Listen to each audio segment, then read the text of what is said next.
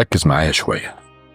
ايه اللي هتتعلمه من علاقتك السامة مع نرجسي او نرجسية؟ واحنا نتعلم منهم؟ طبعا نتعلم منهم.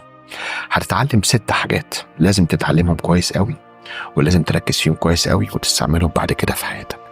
اول حاجة هتعلم الاولويات، ان انت هتحط اولوياتك نفسك وصحتك وبعديها اي حاجة تانية.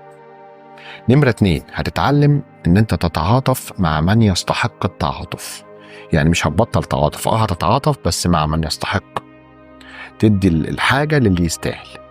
نمرة 3 هتتعلم انك ترسم حدودك، ومش اي حد يعرف عنك حاجة وتبطل لبلبة ورغي كتير وتعرف الناس عنك كل حاجة.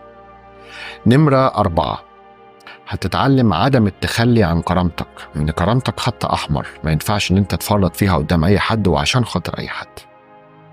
نمرة 5 هتتعلم ان ما ينفعش ان انت تتعلق غير بربنا، الوحيد المستحق للتعلق وان انت تتعلق بيه هو ربك سبحانه وتعالى، لاننا كلنا مغادرون، كل الناس مغادرة، كل الناس ماشية مدايم الا ربنا سبحانه وتعالى فقط.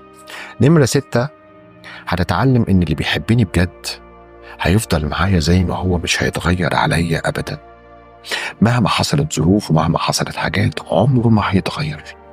وديها للي مستنيها.